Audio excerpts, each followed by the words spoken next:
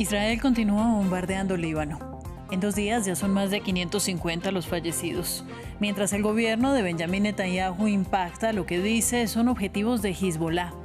En uno de los ataques falleció el comandante del grupo militante Ibrahim Kubaisi, mientras aumentan los temores de una guerra abierta en Oriente Medio. Inició en Nueva York la Asamblea General de la ONU. Como es tradición, el presidente de Brasil abrió las intervenciones de mandatarios, esta vez anunciando un nuevo plan de paz conjunto con China para terminar la guerra en Ucrania. Y el presidente de Estados Unidos, Joe Biden, dio su último discurso en el organismo. Y en México, el huracán John se degradó a tormenta tropical y se mueve hacia el noroeste después de tocar tierra en la costa sur del Pacífico. Fallecieron 2 personas y se declaró alerta roja para partes de Guerrero y Oaxaca, donde las precipitaciones podrían provocar inundaciones y deslizamientos de tierra.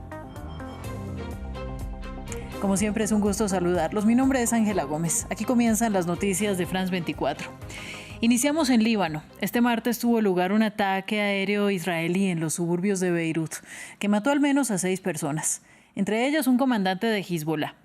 El ejército de Israel ha matado en menos de 48 horas a 558 personas y ha herido a más de 1.800 en una cadena de ataques contra el país vecino. Mientras las reacciones internacionales aumentan por el temor de una guerra total en la región. Marta Moya tiene los detalles. Escenas de caos y escombros en el sur de Beirut. Israel continúa asediando al Líbano este martes en una ofensiva militar que ya ha matado a más de 500 personas en menos de 48 horas. El ataque aéreo en los suburbios del sur de la capital asesinó, entre otros, a un comandante de Hezbollah, según confirmó la propia milicia chiita, identificado como Mohamed Kubaisi, comandante de la unidad de misiles. Asimismo, hay más de una decena de heridos. Se trata de otro crimen cometido hoy por el enemigo israelí que atacó una zona residencial y comercial del municipio de Gobeiri, que está muy poblada. Seguiremos atacando a Hezbollah. Nasrallah les está llevando al borde del abismo. Cualquiera que tenga un misil en su sala de estar y un cohete en su garaje no tendrá hogar. Líbano abre nuevas salas para los heridos en sus hospitales. Más de 30 vuelos con origen y destino Beirut han sido cancelados el martes. Y en la frontera con Israel, el humo de los ataques cruzados y los destrozos siguen empañando el paisaje. En paralelo, las reacciones internacionales se multiplican. El gobierno de la República Islámica de Irán condena enérgicamente los crímenes cometidos por el régimen sionista en Palestina, Gaza y el Líbano, y considera que esos ataques son un ejemplo destacado de una grave amenaza a la paz, la seguridad y la humanidad. Hago un llamado nuevamente a la moderación y la reducción de las tensiones en la frontera entre Líbano e Israel. Una vez más, todas las partes deben alejarse del abismo. Nos oponemos y condenamos los actos que violan la soberanía y la seguridad del Líbano, así como a todas las operaciones que dañan a civiles inocentes. Cuando la guerra en Gaza está por cumplir su primer año, Israel abre otro frente bélico en el norte que aviva los temores del conflicto regional. La guerra de Israel continúa sin tregua también en la Franja de Gaza. Allí se reportaron nuevos ataques en la localidad de Han Yunis. Según las autoridades locales, al menos 7 personas perdieron la vida y otras 15, incluidos niños, resultaron heridas. Esto al tiempo que el Ministerio de Sanidad gazatí anunció que los muertos por la ofensiva de Netanyahu ya son 41.467 en el enclave. Entre tanto, en Nueva York inició la Asamblea General de la ONU, que reúne a jefes de Estado y delegaciones de todo el mundo. En el acto de apertura, el secretario general de Naciones Unidas, Antonio Guterres, citó las guerras en Ucrania, la Franja de Gaza y Sudán. Guterres declaró que el nivel de impunidad en el mundo es políticamente indefendible y advirtió que el pueblo del Líbano, el pueblo de Israel y el pueblo del mundo no pueden permitirse que el Líbano se convierta en otra Gaza. También realizó su intervención el presidente Joe Biden de Estados Unidos, país aliado de Israel. Se refirió a la guerra en el enclave palestino y también habló de Ucrania.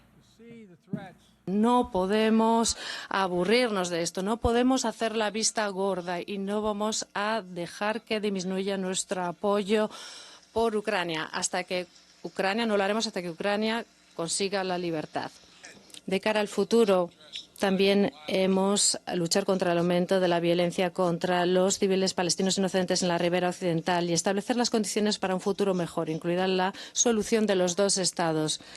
Otra de las intervenciones de esta mañana estuvo a cargo del presidente brasileño Luis Inácio Lula da Silva. El mandatario habló de un plan conjunto con China para buscar la paz entre Ucrania y Rusia. Más de 90.000 millones de dólares se han movilizado con los arsenales nucleares. Estos recursos se podrían haber utilizado para financiar la lucha contra el hambre y el cambio climático. Sin embargo, lo que vemos es un incremento de las capacidades militares. 40.000 víctimas mortales, sobre todo mujeres y niños. El derecho a la defensa se ha convertido en el derecho a la venganza, lo cual impide un acuerdo para la liberación de los rehenes y sigue alargando y retrasando el alto el fuego. Cambio de tema en México, el huracán John, que llegó al país como fenómeno de categoría 3, se degradó a tormenta tropical y ahora se mueve hacia el noroeste, dejando 2 personas muertas.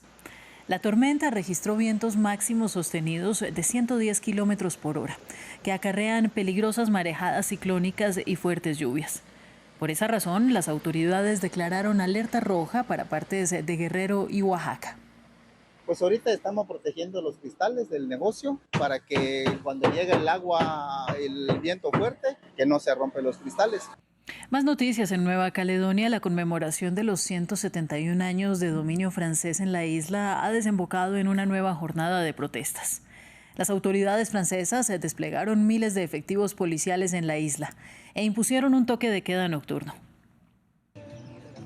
El aniversario de la conquista francesa crispa los ánimos en Nueva Caledonia. La conmemoración del aniversario número 171 de la toma de la isla por parte de Francia ha desencadenado una nueva jornada de protestas. De un lado, cientos de miembros de las comunidades autóctonas isleñas se agolpan en la capital para conmemorar una fecha que consideran de luto, pues marca el inicio del dominio extranjero.